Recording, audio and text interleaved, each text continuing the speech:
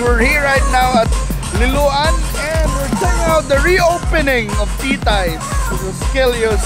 I made the early morning drive here because this is one of my favorites, my Lola Lobster cookies. I love their cookies.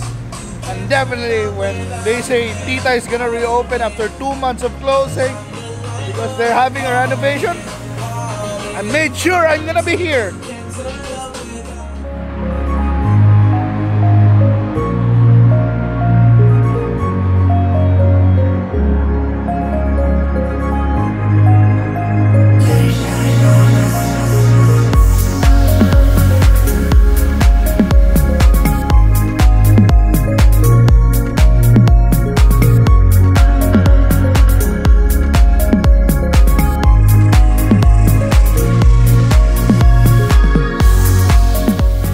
Sumatod pa sa Miss Liloan sa niaging binibining Cebu.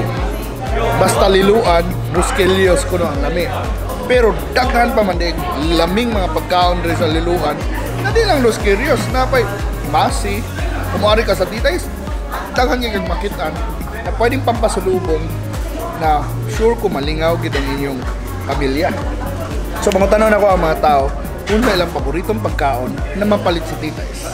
Aside from Rosquillos, what's your favorite na produkto sa Titay's? Rosquillos Corazon. Ang chicken pork adobo o ang pan de leche sa Titay's, lami yung kayo. Imug yung balik-balikon. All dress. Aside from Rosquillos, I would have to say the de leche. I love bread. Oh my gosh, you put that with Nutella. Best thing to go. I love the corazon. Utap! Bato and ham and cheese. Utap. Galetas carmen.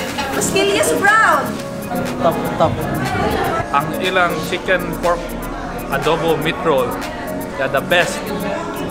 Lamay gyud siya kay dili kay siya kanang apiki daghan yung siya unod. Dunya itlog kompleto tara madili kanang anong uban nga way sode ay ang panray kadaghan.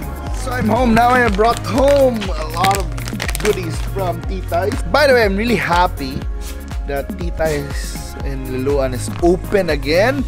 If you like going to Titay's, they're open every weekday 6 a.m. to 10 p.m. and then in weekends from 5 a.m. to 11 p.m. So you can buy your assorted pastries and cookies, but also they have new offerings like donuts and other really good stuff. So how about you guys? What are your favorites in Liloan?